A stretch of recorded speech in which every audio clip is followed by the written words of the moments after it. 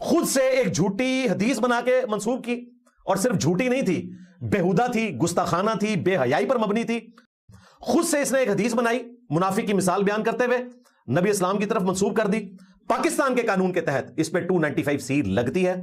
منافق کی مثال والی روایت کا اتنا مفہوم بہت ساری کتابوں میں لکھا ہوا ہے کہ منافق کی مثال اس بکری کی طرح ہے جو دو ریوڑوں کے درمیان متردد ہو، نر کی تلاش میں، کبھی ادھر جائے کبھی ادھر جائے، نر کی تلاش میں. یہ مفہوم موجود ہے، لیکن مرزا اس مفہوم کو بھی ماننے کے لیے تیار نہیں ہے. اور اس کے ساتھ ساتھ مرزا نے فتویٰ لگا دیا کہ 295C بنتی ہے، صراحتاً گستاخی ہے. اگرچہ ہم بھی ان الفاظ سے متفق نہیں ہیں جو مفتی سمر عباس صاحب نے بولے ہیں، لیکن اتنا مفہوم حدیث کے اندر موجود ہے جو ہم نے بتایا، اور یہ مفہوم 20 کتابوں سے ہم ثابت کر چکے ہیں. اس پر ہمارا کلپ آ چکا ہے. اب ہم مرزے کو مرزے کا ہی آئینہ دکھانے جا رہے ہیں کہ مرزا نے بہت ساری جگہوں پر خود بالکل غیر مناسب بےہودہ الفاظ بنائے اور ان کی نسبت اللہ تعالیٰ کی طرف کی، انبیاء علیہ السلام کی طرف کی، حضور علیہ السلام کی طرف کی. تو مرزے کے فتوے کے مطابق کیا وہاں 295C نہیں لگے گی؟ اب اس میں طریقہ یہ ہو سکتا ہے کہ آپ معافی مانگیں. ہاں، آپ نے معافی مانگ لی، اگلے بندے نے معافی نہیں دی، تو انشاءاللہ اللہ سے امید ہے قیامت کے دن اللہ تعالیٰ اس بندے کو کوئی نہ کوئی مدنی رشوت دے کر، یعنی کوئی جنت کا انعام دے کر راضی کر لے گا کہ اس کو معاف کر دو، کیونکہ آپ اپنا کام کر چکے. مرزا نے یہاں اللہ تعالیٰ کے لیے مدنی رشوت کا لفظ بولا ہے، اگرچہ اس سے مراد انعام لیا ہے، لیکن لفظ اس نے بولا ہے مدنی رشوت. کیا یہ لفظ معیوب نہیں ہے؟ اور اللہ تعالیٰ کی طرف اس کی نسبت کرنا، کیا یہ اللہ تعالیٰ کی شان میں بے ادبی نہیں ہے؟ کیا مرزے کو اس لفظ پر رجوع نہیں کرنا چاہیے، اعلانیہ معذرت نہیں کرنی چاہیے؟ تو یہ بھی تو بےہودہ لفظ ہے جس کی نسبت اللہ تعالیٰ کی طرف مرزا نے کی. اور یہ مدینہ منورہ کی بھی بے ادبی ہے کہ مدنی رشوت یہ لفظ اس نے استعمال کیا، تو اس میں مدینہ منورہ کی بھی بے ادبی ہے. اللہ تعالیٰ مبوس کرتا ہے بندوں کو، تو یہ ٹینشن اللہ کا کام ہے کہ وہ کس کو اٹھاتا ہے. کیا اللہ تعالیٰ کے لیے ٹینشن کا لفظ استعمال کرنا اللہ تعالیٰ کی شان میں بے ادبی نہیں ہے؟ اور کیا مرزے کو اس پر اعلانیہ رجوع نہیں کرنا چاہیے؟ فلا تأس علی القوم الفاسقین. تو موسیٰ اب دیکھنا، آپ نے بھی اپنا وضو پکا رکھنا ہے، آپ نے ان کے اوپر افسوس نہیں کرنا. ناظرین انصاف سے بتائیں کہ اللہ تعالیٰ کی طرف نسبت کر کے یہ الفاظ بولنا کہ موسیٰ آپ نے اپنا وضو پکا رکھنا ہے، کیا اس جملے کو عرف میں اچھا سمجھا جاتا ہے؟ کیا اللہ تعالیٰ کی طرف اس جملے کی نسبت درست ہے؟ کیا اس پر مرزا کو اعلانیہ رجوع نہیں کرنا چاہیے؟ اور یہ مرزا قرآن کریم کی آیت کی تفسیر کر رہا ہے. اس قوم کا آپ لیول دیکھ لیں. میں اسی لیے کہتا ہوں کہ یہ وہ دور ہی نہیں تھا کہ اللہ تعالیٰ اس چیز کا رسک لے کہ کسی پیغمبر کو مبوس کرتے. اللہ تعالیٰ کے لیے رزق لینے کا لفظ استعمال کرنا، کیا یہ اللہ تعالیٰ کی شان میں بے ادبی نہیں ہے؟ کیا یہ اچھا لفظ ہے اللہ تعالیٰ کے لیے؟ اور کیا مرزے کو اس پر اعلانیہ رجوع نہیں کرنا چاہیے؟ اسی لیے اللہ نے قرآن میں کہا ہے کہ عیسیٰ کی مثال اللہ کے ہاں آدم کی سی ہے. آدم کو تو اللہ تعالیٰ نے بغیر ماں باپ کے پیدا کیا ہے. یعنی اگر عیسیٰ ابن مریم گاڈ ہیں اس وجہ سے کہ ان کا باپ کوئی نہیں ہے، تو حضرت آدم تو بڑے گاڈ ہونے چاہیے. وہ تو لم یلد ولم یولد والا معاملہ ہو جاتا ہے.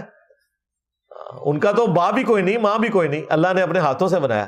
یہ بات تو ٹھیک ہے کہ آدم علیہ السلام کی ماں بھی نہیں، باپ بھی نہیں، لیکن آدم علیہ السلام کے لیے لم یلد ولم یولد کا لفظ بولنا خالصتاً کفریہ جملہ ہے.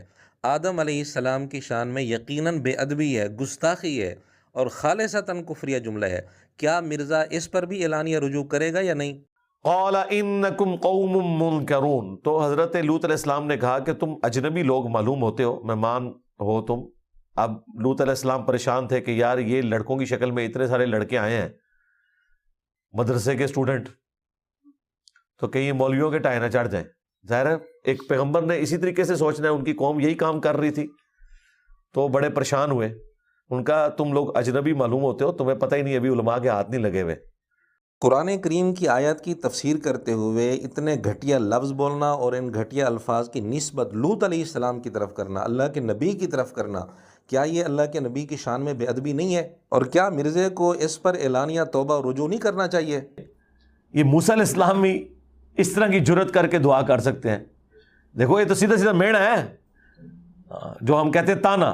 ایک نبی کے متعلق یہ کہنا کہ اس نے اللہ تعالیٰ کو تانا دیا یا میڑا دیا، کیا یہ بےہودہ الفاظ کی نسبت نبی کی طرف نہیں ہو رہی؟ کیا مرزا کو اس پر اعلانیہ توبہ و رجوع نہیں کرنا چاہیے؟ انہوں نے پھر حضرت یونس علیہ السلام نے کہا ٹھیک ہے مجھے پھر سمندر میں ڈال دو، میں تو اپنے مالک کی جہاز کے بغیر ہی نکلا ہوں۔ ان کو سمجھ آ گئی کہ کام ڈل گیا میرے ساتھ۔ یہ جملہ بولنا کہ میرے ساتھ کام ڈل گیا ہے اور اس کی نسبت یونس علیہ السلام کی طرف کرنا، ناظرین آپ خود انصاف سے بتائیں کیا یہ جملہ اچھا ہے؟ ایک نبی کی طرف اس کی نسبت ہو رہی ہے، کیا عرف میں معاشرے میں اس جملے کو اچھا سمجھا جاتا ہے؟ دیکھیں دنیا میں صرف نبی علیہ السلام یا چند انبیاء ہیں جنہیں حکومتیں ملی ہیں، باقی تو سارے انبیاء جو ہیں وہ غلامی کی زندگی گزار کے گئے ہیں، کافروں کے انڈر۔ بنی اسرائیل کے بھی کئی پیغمبر انہیں حکومتیں نہیں ملی۔ اب یہ کہنا کہ چند انبیاء جن کو حکومتیں ملی ان کے علاوہ باقی سارے انبیاء غلامی کی زندگی گزار کر گئے، نعوذ باللہ نعوذ باللہ، غلامی کی زندگی کیا ہوتی ہے؟ کیا مرزا کو اس کی سمجھ بھی ہے؟ اب اس جملے کی نسبت انبیاء کی طرف کرنا، اکثر انبیاء کے متعلق یہ کہنا کہ غلامی کی زندگی گزار کر گئے، کیا یہ انبیاء علیہ السلام کی شان میں بے ادبی نہیں؟ کیا مرزا کو اس پر اعلانیہ توبہ نہیں کرنی چاہیے؟ اگر کوئی یوسف علیہ السلام کی مثال دے تو پہلی گزارش یہ ہے کہ مرزا نے صرف ایک نبی کی بات نہیں کی، اکثر انبیاء کی بات کی ہے، چند انبیاء کے علاوہ باقی سب، یہ اس طرح بات کی ہے مرزا نے۔ دوسری گزارش یہ ہے کہ مرزا نے کہا انبیاء غلامی کی زندگی گزار کر چلے گئے، یہ جملہ تو یوسف علیہ السلام پر بھی فٹ نہیں آتا، کیونکہ یوسف علیہ السلام کو تو بعد میں حکومت مل گئی تھی۔ اب مرزے کا یہ جملہ کہ غلامی کی زندگی گزار کر چلے گئے، یہ یوسف علیہ السلام پر بھی فٹ نہیں آتا، جبکہ اس نے اکثر انبیاء کے متعلق یہ جملہ بولا ہے۔ تو بہرحال آپ دیکھیں کہ کتنی شرمندگی نبی علیہ السلام کو قیامت والے دن اس امت کی وجہ سے اٹھانی پڑے گی کہ اس امت کو کتاب محفوظ کر دی گئی، پیغمبر کی تعلیمات محفوظ کر دی گئی، یہ پھر بھی کہانیاں کراتے رہے۔ یہ لفظ بولنا کہ امت کی وجہ سے حضور علیہ السلام کو شرمندگی اٹھانی پڑے گی قیامت والے دن، شرمندگی کی نسبت حضور علیہ السلام کی طرف کرنا، کیا یہ حضور علیہ السلام کی شان میں بے ادبی نہیں ہے؟ کیا اس پر بھی مرزا اعلانیہ توبہ کرے گا یا نہیں؟ عید الاضحیٰ پر کیا نبی کریم صلی اللہ علیہ وسلم روزہ رکھا کرتے تھے جو عید پڑھ کر واپس آ کر قربانی کے گوشت کے ساتھ افطار کرتے تھے؟ ہاں وہ جو بخاری میں ملتا ہے وہ روزہ نہیں اس کو کہا جاتا، بس نبی صلی اللہ علیہ وآلہ وسلم جو ہے وہ چھوٹی عید پہ کوئی میٹھی چیز کھا کے جایا کرتے تھے، اور نمکین عید یعنی بڑی عید کے اوپر خالی پیٹ جاتے تھے، اور قربانی کرنے کے بعد اس کے گوشت سے ناشتہ کرتے تھے، تو اس کو منی روزہ کہا جاتا ہے۔ تو نبی صلی اللہ علیہ وسلم کا تو ظاہر ہے وہ منی روزہ جو ہے وہ 10-11 بجے ختم ہو جاتا ہوگا، کیونکہ پہلا جانوری آپ کا قربان ہوتا ہوگا۔ قربانی کے دن سب سے پہلے اپنی قربانی کا گوشت کھایا جائے اور اس سے پہلے کچھ نہ کھایا جائے، جیسا کہ حضور اکرم صلی اللہ علیہ وآلہ وسلم کا معمول تھا۔ اب مرزا کہہ بھی رہا ہے کہ اس کو روزہ نہیں کہا جاتا، پھر 2 دفعہ اس نے منی روزہ کا لفظ استعمال کیا حضور علیہ السلام کے لیے۔ کیا کسی آیت یا حدیث میں ہے اس کے لیے روزے کا لفظ؟ اب مرزا کہے میرا یہ مقصد ہے بھی منی روزہ لفظ استعمال کرنے کی ضرورت کیا تھی؟ اس دن روزہ رکھنا حرام ہے، اور اس نے اس لفظ کی نسبت حضور علیہ السلام کی طرف کر دی کہ قربانی کے دن آپ علیہ السلام کا منی روزہ ہوتا تھا۔ کیا یہ حضور علیہ السلام کی شان میں بے ادبی نہیں؟ حتیٰ کہ مسلم شریف میں آتا ہے کہ امہات المومنین نے اپنے بال بھی چھوٹے کرا کے کندھے تک کروا دیے تھے کہ ہمارا تو خاوند مر گیا، ہم تو زینت ہی نہیں کر سکتے کسی کے لیے۔ امہات المومنین تو پوری زندگی سوگ میں رہی ہیں حضور کی وفات کے بعد۔ مرزا نے امہات المومنین پر ایک جھوٹ تو یہ بولا کہ وہ حضور علیہ السلام کی وفات کے بعد ساری زندگی سوگ میں رہی، یہ بالکل جھوٹ ہے، اس کا کوئی ثبوت نہیں۔ دوسرا امہات المومنین کی طرف نسبت کر کے یہ جو اس نے لفظ بولے کہ یہ ہمارا خاوند مر گیا ہے، تو یہ نعوذ باللہ اس طرح کے الفاظ کیا امہات المومنین سوچ سکتی ہیں کہ حضور علیہ السلام کی وفات کا تذکرہ اس انداز میں کریں؟ کتنا بےہودہ انداز ہے، اور اس کی نسبت یہ کر رہا ہے امہات المومنین کی طرف۔ کیا مرزا اس پر بھی اعلانیہ توبہ اور رجوع کرے گا یا نہیں؟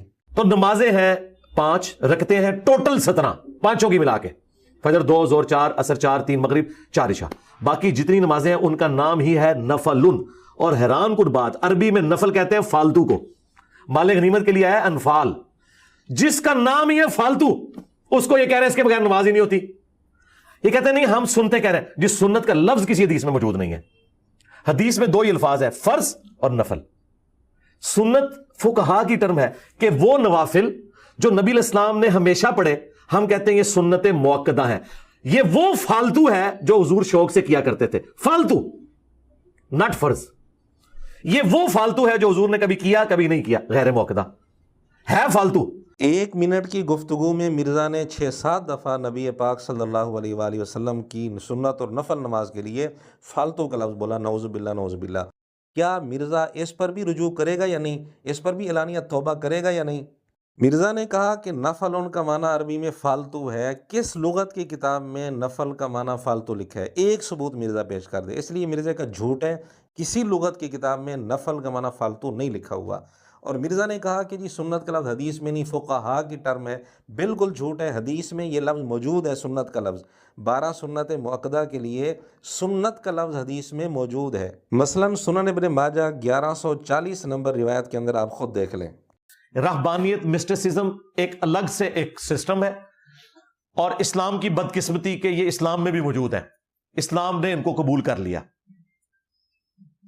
انہوں نے اسلام نہیں قبول کیا، اسلام نے انہیں قبول کیا. مرزا نے اپنی اس گفتگو میں اسلام کے لیے بدقسمتی کا لفظ استعمال کیا. اسلام کو بدقسمت کا، نعوذ باللہ نعوذ باللہ. کیا ان الفاظ پر بھی مرزا اعلانیہ توبہ کرے گا یا نہیں؟ کلن وعد اللہ الحسنى.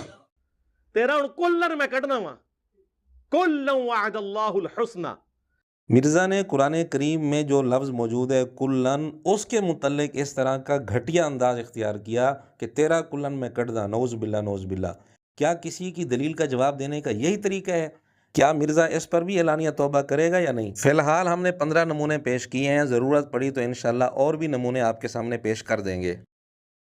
سوال یہ ہے کہ مرزا کی طرف سے اللہ تعالیٰ کے لیے مدنی رشوت کا لفظ استعمال کرنا، اور یہ جملہ استعمال کرنا کہ وضو پکا رکھنا، اور لوط علیہ السلام کی طرف نسبت کر کے اس طرح کے جملے بولنا مدارس اور علماء کے حوالے سے، اور یونس علیہ السلام کی طرف نسبت کر کے یہ لفظ استعمال کرنا کہ میرے ساتھ کام ڈل گیا، اور انبیاء علیہ السلام کے بارے میں یہ لفظ استعمال کرنا کہ غلامی کی زندگی گزار کر چلے گئے، اور حضور علیہ السلام کے متعلق شرمندگی کا لفظ استعمال کرنا کہ قیامت کے دن شرمندگی اٹھانی پڑے گی، اور یہ لفظ استعمال کرنا امہات المومنین کی طرف نسبت کر کے کہ ہمارا تو خاوند مر گیا، نعوذ باللہ نعوذ باللہ، اور منی روزہ کا لفظ حضور علیہ السلام کے لیے استعمال کرنا قربانی والے دن، اور اسی طرح فالتو کا لفظ استعمال کرنا، اور اسلام کے لیے بدقسمتی کا لفظ استعمال کرنا. مرزا کو یہ ولگر الفاظ نظر نہیں آتے؟ یہ تو چند ایک نمونے ہم نے آپ کے سامنے پیش کیے ہیں، ورنہ اگر مرزا کی طرف سے مزید مطالبہ ہوگا، ضرورت پڑے گی تو ہم اور بھی نمونے پیش کر دیں گے. اب مرزا اگر واقعی منصف ہے، مرزا کے شاگرد منصف ہیں، تو مرزا سے مطالبہ کریں، اور مرزا کو خود کو دیکھنا چاہیے کہ ان ساری باتوں پر اعلانیہ توبہ کرے، تاکہ پتہ چلے کہ مرزا واقعی مخلص ہے اور سچا ہے. ورنہ اگر مرزا تعویل کر کے زبردستی ان کو صحیح کرنے کی کوشش کرتا ہے تو اس کا پھر کیا مطلب ہے؟ اس کا پھر فیصلہ ہم ناظرین پر چھوڑتے ہیں.